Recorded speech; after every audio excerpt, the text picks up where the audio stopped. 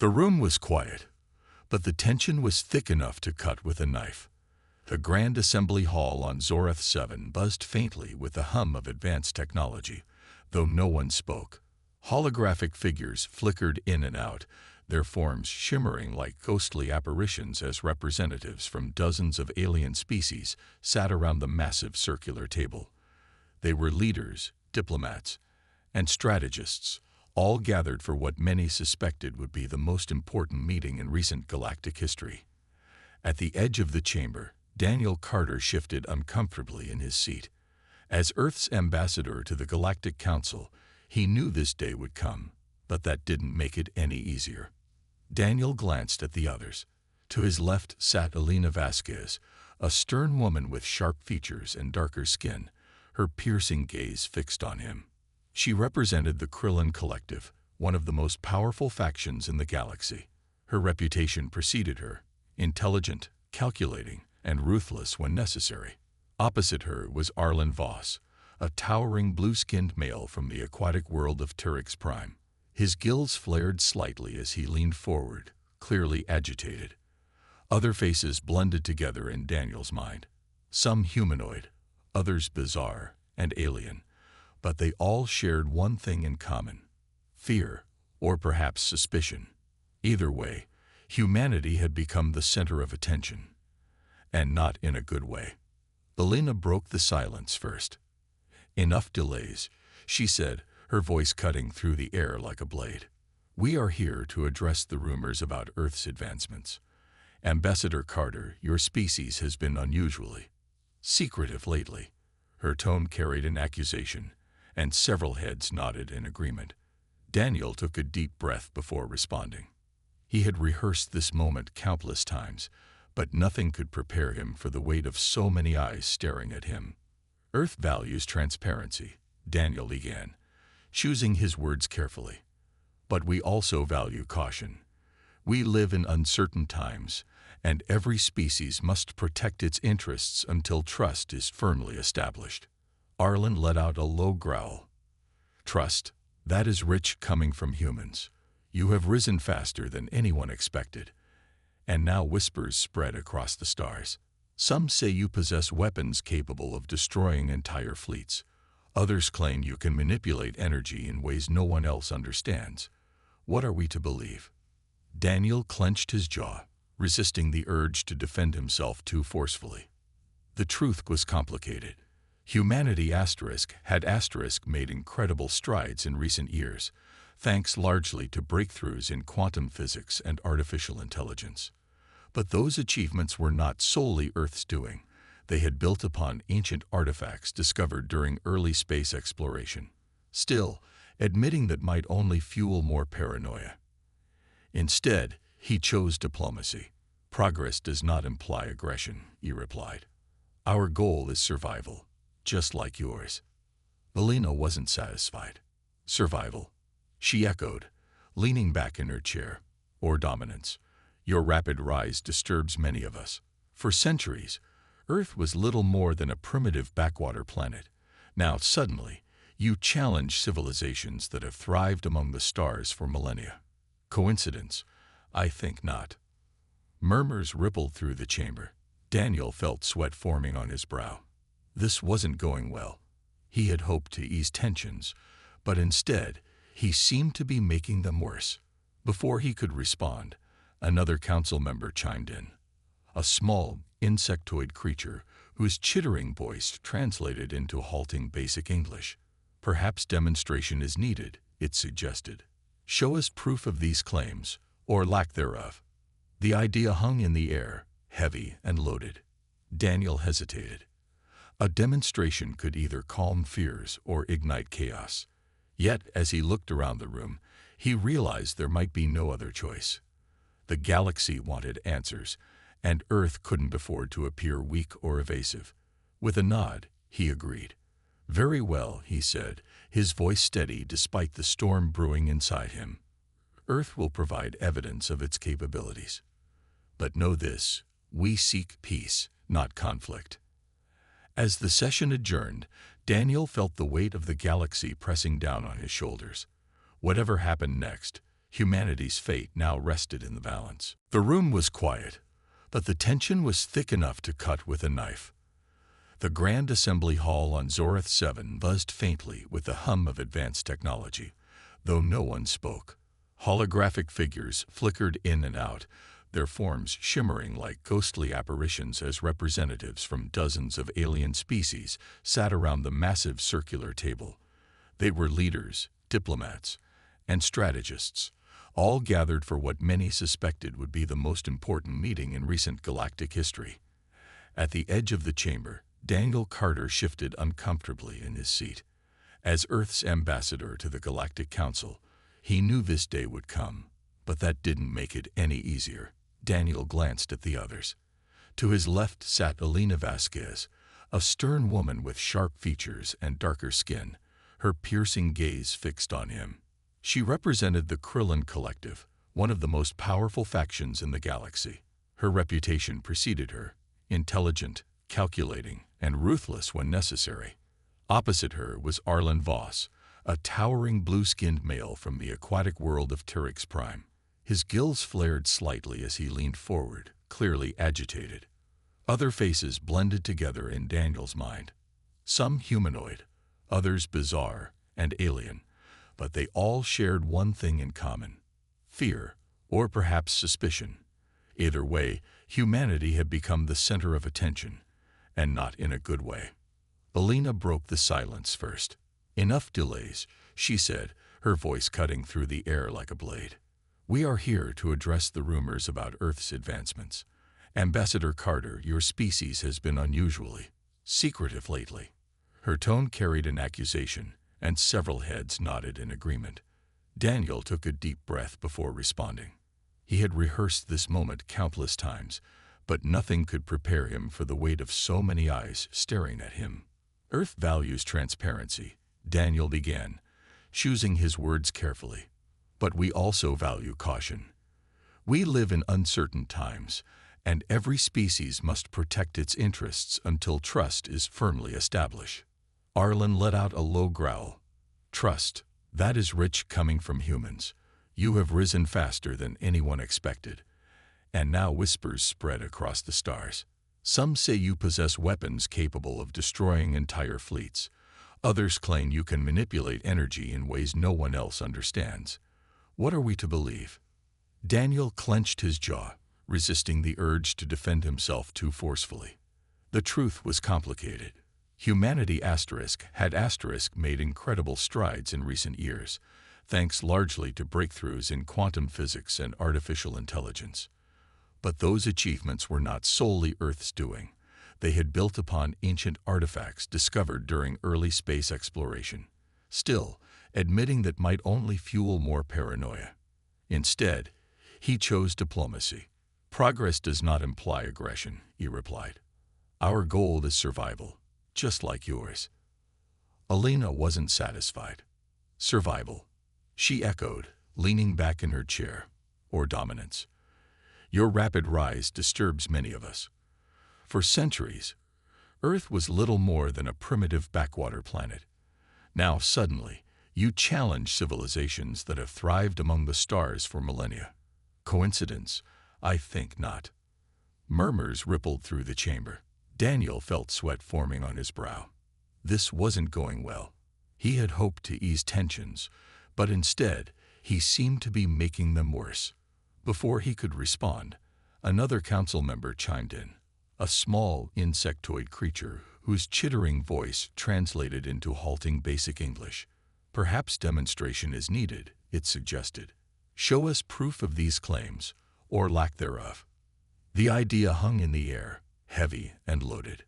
Daniel hesitated. A demonstration could either calm fears or ignite chaos. Yet, as he looked around the room, he realized there might be no other choice.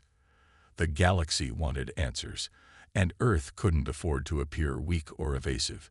With a nod, he agreed. "Very well," he said, his voice steady despite the storm brewing inside him.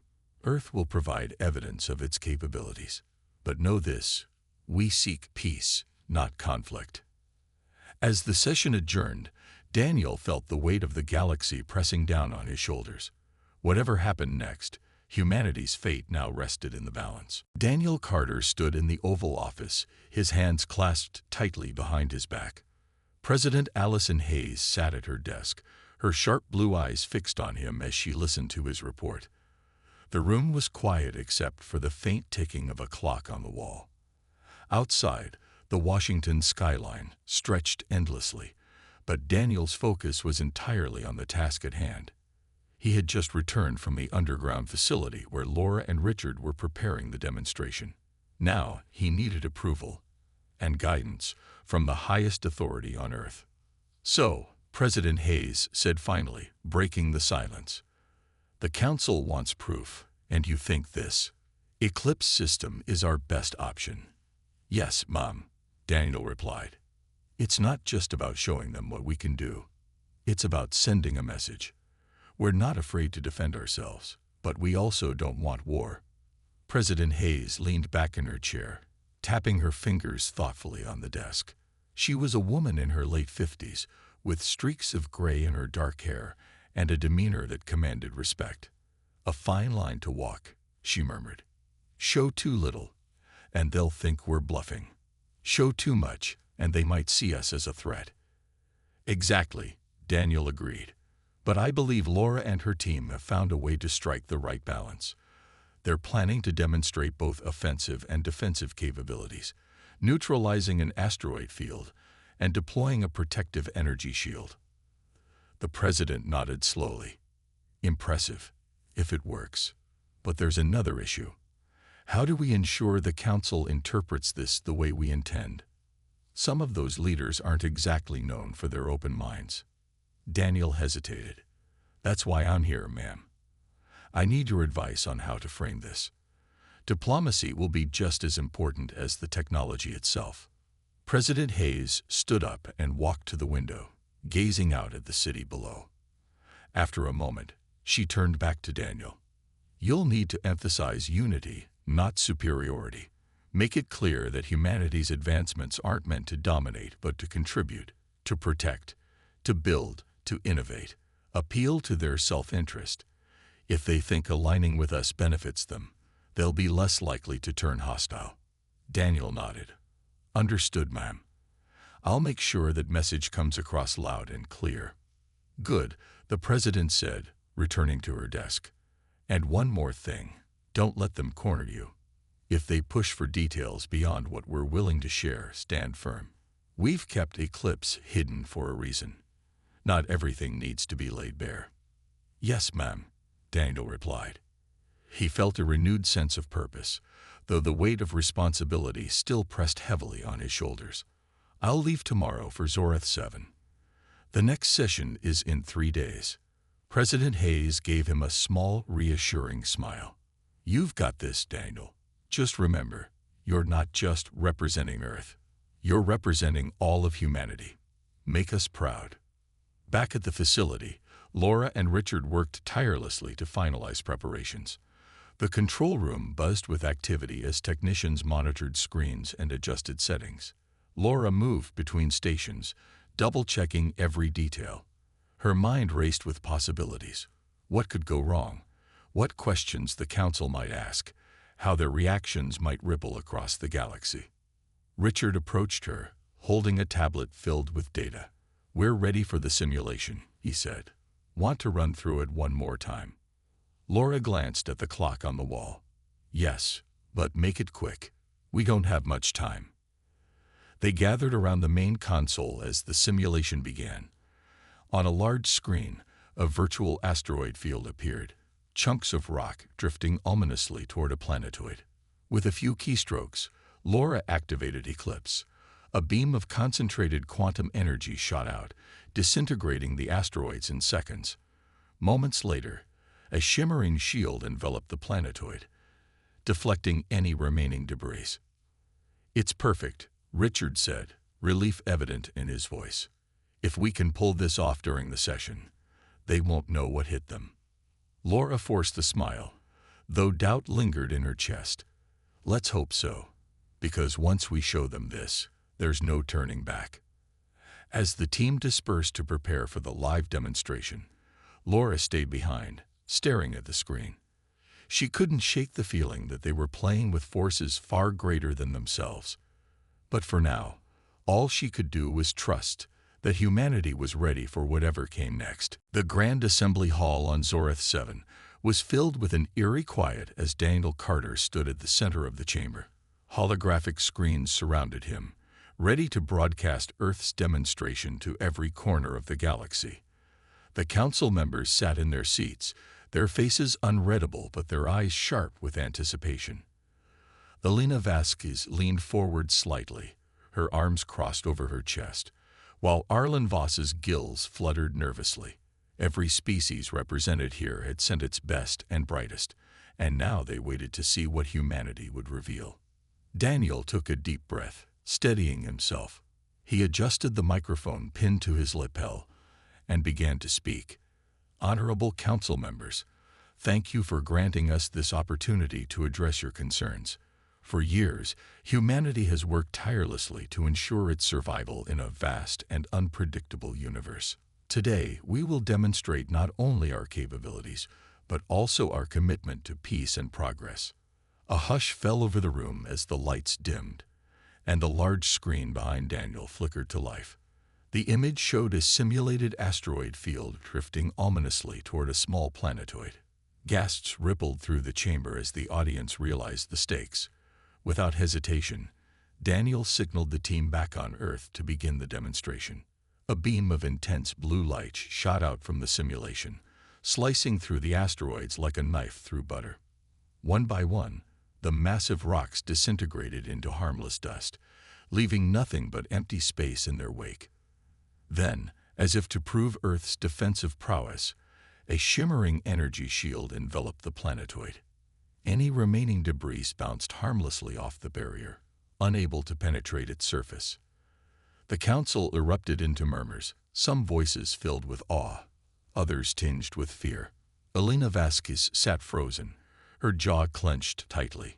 Arlen Voss exchanged glances with the representatives beside him, his expression unreadable. Daniel let the moment sink in before continuing. "This is Eclipse," he said, his voice calm but firm.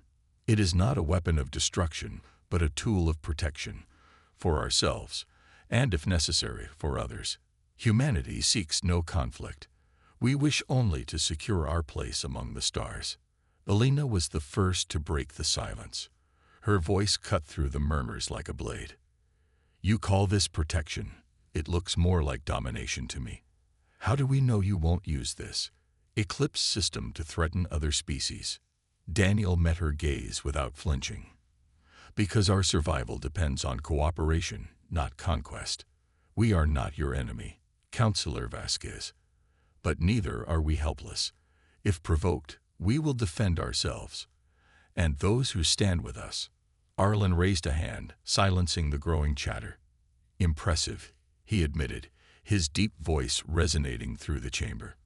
"But power like this comes with responsibility. Can you guarantee it will be used wisely?" "We can," Daniel replied, "and we invite you to hold us accountable. Share in our advancements, and together we can build a safer galaxy for all."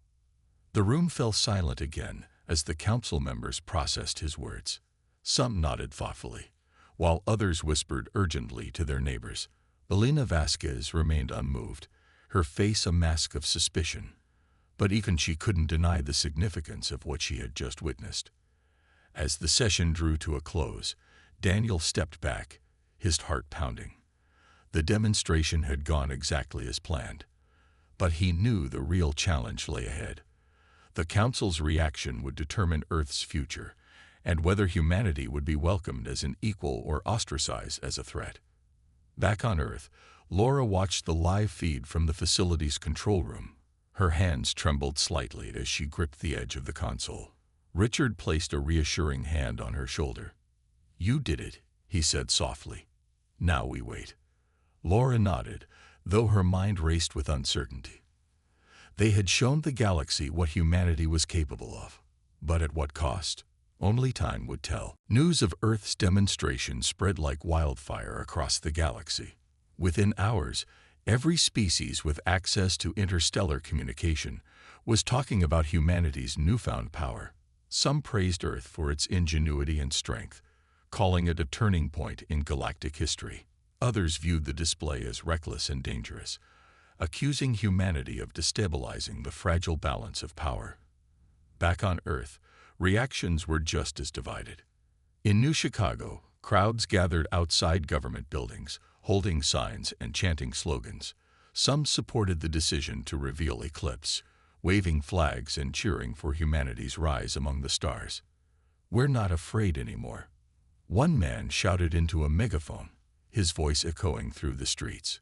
Others, however, were less enthusiastic. Protesters carried banners that read asterisk, "Peace over power asterisk," and asterisk, "Don't start a war." Asterisk among them was Sarah Mitchell, a young teacher who had brought her students to witness history. She stood quietly, clutching a sign that simply said asterisk, "Think before you act." Asterisk. Inside the underground facility, Laura Bennett watched the protests on a monitor, her heart heavy with conflicting emotions. She knew the demonstration had been necessary, but seeing the fear and anger on people's faces made her question whether they were truly ready for this kind of responsibility. Richard Moore joined her, handing her a cup of coffee. "You did what you had to do," he said gently. "No one can blame you for that." Laura sighed, staring at the screen. But what if it wasn't enough? What if showing them our power only makes things worse? Richard didn't have an answer. Instead, he turned his attention to the technicians buzzing around the control room. They were running simulations nonstop, preparing for any scenario, whether it was another diplomatic meeting or an outright attack. The uncertainty weighed heavily on everyone. Meanwhile, Daniel Carter faced mounting pressure from both sides. Back on Zorath 7, the Council had split into factions. Elena Vasquez led those who believed Earth posed a threat and demanded immediate action to neutralize its capabilities. Arlen Voss, on the other hand, argued for restraint, insisting that humanity's advancements could benefit the galaxy if managed properly. The debates grew heated, with tempers flaring and accusations flying. President Allison Hayes monitored the situation closely from Earth. She held emergency meetings with her advisors, discussing strategies to navigate the growing tensions. "We need to stay calm," she told her team during one session. "If we panic, we play right into their hands. Show them we're strong but willing to listen." Daniel echoed this sentiment when addressing the Council again. "Earth is not your enemy," he repeated firmly. "We want peace, but we also won't back down if pushed.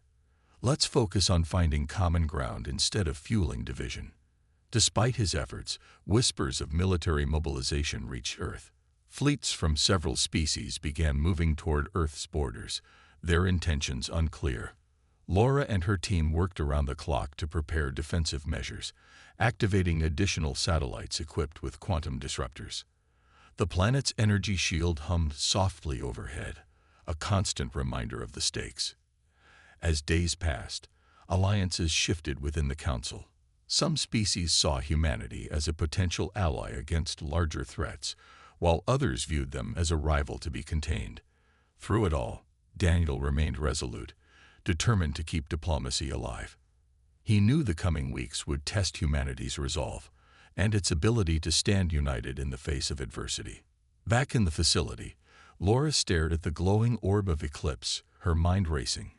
Humanity had taken its first step onto the galactic stage, but where it went from here was anyone's guess. The tension in the galaxy reached a boiling point as fleets from multiple species converged near Earth's borders. Ships of all shapes and sizes filled the skies, their weapons systems powered up and ready for action. On Earth, people watched the news with bated breath, unsure whether humanity's bold move had been a masterstroke or a catastrophic mistake. The Council's ultimatum echoed in everyone's minds: dismantle Eclipse or face expulsion, and possibly war. Laura Bennett sat in the control room, her eyes glued to the monitors displaying the positions of alien ships. Her hands trembled slightly as she adjusted the settings on the Eclipse system. Richard Moore stood beside her, his face pale but determined. "We're ready," he said quietly. "If they make a move, we'll be able to hold them off." Laura nodded, though doubt gnawed at her. "But at what cost? Even if we win, how many will die? How much will we lose?" Before Richard could respond, an alert flashed on the screen. A new ship had entered the area, a sleek, silver vessel unlike any they had seen before. Its design was elegant yet unfamiliar, marked by intricate patterns that shimmered faintly in the sunlight. The summit took place on a neutral moon orbiting a distant gas giant, its surface barren but peaceful. Representatives from dozens of species gathered in a large, circular chamber, their holographic forms flickering under soft, ambient light. Humanity's delegation, led by Daniel Carter, sat at the center of the room, flanked by President Allison Hayes and Dr. Laura Bennett. The air was thick with tension, but there was also a sense of cautious optimism. Cal Norin, the Valem mediator, stood at the front, his glowing blue eyes scanning the crowd. "Let us begin," Cal said, his voice calm and steady. "The purpose of this gathering is clear: to prevent conflict and find a path forward. Each side will have the opportunity to speak." Elena Vasquez was the first to step forward. Her sharp features were set in a scowl as she addressed the assembly. "Earth has shown us its power, a power that could tip the balance of the galaxy. They claim it is for protection, but how can we trust them? What stops them from using it against us?" A murmur rippled through the chamber, but Daniel rose to respond. He moved to the center of the room, his posture confident yet respectful. "We understand your concerns," he began, "but humanity's rise is not a threat. It is an opportunity. Eclipse was created to ensure our survival, yes, but it can also protect others. Imagine what we could achieve if we worked together instead of fearing one another." Arlen Voss spoke next, his deep voice resonating through the chamber. "Earth makes bold promises, but actions speak louder than words. How do we know they won't hoard this technology for themselves?" Laura stepped forward, her hands clasped tightly in front of her. "We are willing to share," she said firmly. "Not all of it, not yet, but enough to prove our intentions are sincere. Quantum energy has applications beyond weapons and shields. It can power cities, heal ecosystems, and improve lives. Together, we can unlock its full potential." The room fell silent as the council members absorbed her words. Some nodded thoughtfully, while others whispered among themselves. Cal raised a hand to regain control. "These are promising ideas," he said, "but trust must be earned. Earth must take the first step." President Hayes stood, her presence commanding attention. "Then let us take that step," she declared. "We propose a joint research initiative, where scientists from across the galaxy collaborate to explore quantum energy's possibilities. In return, we ask for fair treatment and recognition as equals." The suggestion sparked heated debate. Some species saw it as a chance to benefit from humanity's advancements, while others remained wary. Elena Vasquez argued fiercely against it, insisting Earth's sudden generosity was a ploy for influence. But Arlen Voss countered, pointing out that rejecting the offer would only prolong the standoff. Hours passed as negotiations dragged on. Daniel worked tirelessly to address concerns, offering compromises and assurances. Slowly, the tide began to turn. A few species agreed to support the proposal, citing the potential benefits of collaboration. Others reluctantly followed suit, swayed by the promise of shared knowledge. Finally, Cale called for a vote. One by one, the representatives cast their decisions. When the tally was complete, the outcome was clear. The majority supported the joint initiative. Though not unanimous, it was enough to move forward. As the summit concluded, Daniel felt a wave of relief wash over him. Humanity had avoided war for now, but as he looked around the chamber, he knew the road ahead would be challenging. Trust would take time to build, and old fears would not disappear overnight. Back on Earth, Laura watched the news coverage of the summit, tears welling in her eyes. Richard placed a hand on her shoulder. "You did it," he said softly. "You gave them hope." Laura managed a small smile, though her mind raced with thoughts of what came next. Humanity had taken its place among the stars, but the journey was far from over. The days following the summit were a whirlwind of activity. Earth's government worked tirelessly to implement the Joint Research Initiative, inviting scientists from across the galaxy to collaborate on quantum energy projects. Facilities were expanded, new labs constructed, and security protocols updated to ensure transparency. Laura Bennett found herself at the heart of it all, coordinating efforts between human researchers and their alien counterparts. It wasn't easy. Language barriers, cultural differences, and lingering mistrust often slowed progress. But the shared goal of advancing knowledge kept everyone focused. Richard Moore marveled at the diversity of minds now working together. In one lab, a team of humans partnered with a group of insectoid beings, their chittering voices translated into basic English through advanced devices. In another, blue-skinned aquatic researchers floated in water-filled chambers, exchanging ideas with terrestrial scientists. "It's like nothing we've ever seen before," Richard said to Laura one evening as they reviewed data. "We're not just learning about quantum energy, we're learning about each other." Meanwhile, Daniel Carter returned to Zoreth 7 for the final council session to formalize the agreement. The atmosphere was markedly different this time. While tensions still lingered, there was a sense of cautious optimism. Elena Vasquez remained skeptical, but even she admitted that humanity's willingness to share its technology was a step in the right direction. Arlen Voss praised Earth's efforts, calling the initiative a beacon of hope for interstellar cooperation. President Allison Hayes addressed the council during the closing remarks. "This is more than an agreement," she said, her voice steady and clear. "It is a promise to work together, to learn from one another, and to build a future where no species stands alone. Humanity has much to offer, but we also have much to learn. Let us walk this path side by side." Her words resonated throughout the chamber, earning nods of approval from many council members. When the session ended, Daniel felt a profound sense of accomplishment. Humanity had earned its place among the stars, not through force or fear, but through diplomacy and innovation. Back on Earth, public opinion began to shift. The protests outside government buildings dwindled as people saw tangible results from the collaboration. News reports highlighted breakthroughs in medicine, energy production, and environmental restoration made possible by quantum energy.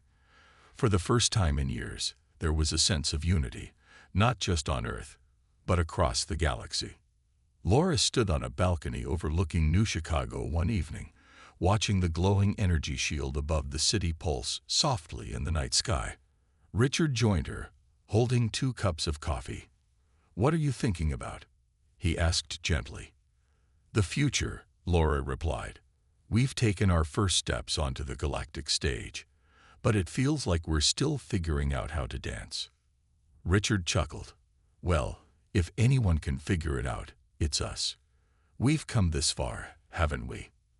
Laura smiled, feeling a flicker of hope. Humanity's journey was far from over, but for the first time, it felt like they were heading in the right direction. The galaxy was vast and unpredictable, filled with challenges and opportunities alike. But together, with allies old and new, they could face whatever came next. As the lights of the city sparkled below, Laura whispered to herself, "We're ready." And for the first time, she truly believed it. Months passed, and the Joint Research Initiative began to bear fruit. Teams of scientists from Earth and other species worked side by side, their efforts leading to breakthroughs that no single group could have achieved alone. In one lab, a human engineer named Emma Collins collaborated with a Tyrixian scientist to develop a new type of energy converter. The device was small enough to fit in the palm of a hand, but powerful enough to supply electricity to an entire city block. News of the invention spread quickly, earning praise from across the galaxy. Laura Bennett spent most of her days overseeing the project, ensuring that everyone had the resources they needed. She often found herself mediating disagreements between researchers, helping them navigate cultural differences and misunderstandings. It wasn't always easy, but she took pride in seeing how far they'd come. "We're not just building technology," she told Richard one afternoon. "We're building trust." Richard nodded, watching as a team of humans and insectoids tested a prototype shield generator. "It's amazing how much has changed since the demonstration. Remember when people thought Eclipse would start a war?" Laura smiled faintly. "I try not to think about it too much, but yes, we've come a long way." The collaboration extended beyond science. Cultural exchange programs were established, allowing people from different species to learn about each other's traditions, art, and history. Schools on Earth began teaching courses about alien civilizations, while museums hosted exhibits showcasing artifacts from across the galaxy. Humanity was no longer an outsider. It was part of something much bigger. Daniel Carter returned to Zorath 7 for regular council meetings, where he reported on the progress of the initiative. The once hostile atmosphere had softened, replaced by cautious optimism. Elena Vasquez still voiced concerns, but even she acknowledged that humanity's contributions were valuable. Arlen Voss became a vocal supporter, often praising Earth's willingness to share its knowledge. One day, during a particularly productive meeting, Cal Norin addressed the council. "What we are witnessing is unprecedented," he said, his glowing eyes scanning the room. "Species that once viewed each other with suspicion are now working together for the greater good. This is proof that cooperation can overcome division." His words earned applause from many council members, including Daniel. As he sat there, listening to the hum of conversation around him, he felt a deep sense of pride. Humanity had faced countless challenges, but it had risen to meet them with courage and determination. Back on Earth, President Allison Hayes delivered a speech to mark the anniversary of the summit. Standing on a stage in front of a crowd of thousands, she reflected on the journey so far. "A year ago, we stood at the edge of uncertainty," she said. "Today, we stand united, not just as humans, but as citizens of the galaxy. Together, we have shown that strength lies not in domination, but in partnership." The crowd erupted into cheers, waving flags and banners emblazoned with symbols of unity. Among them was Sarah Mitchell, the teacher who had once protested the demonstration. She now brought her students to celebrate the achievements made possible by collaboration. "This is what happens when we choose hope over fear," she told them. As the celebrations continued, Laura stood on the balcony of the research facility, gazing up at the stars. Richard joined her, holding 2 cups of coffee. "You did it," he said softly. "You helped change the galaxy." Laura shook her head. "Not just me. All of us. Humanity didn't get here alone." For the first time in a long while, she felt at peace. The road ahead would still have challenges, but humanity had proven it could adapt, grow, and thrive among the stars. And as long as they kept reaching out instead of turning inward, the future looked brighter than ever.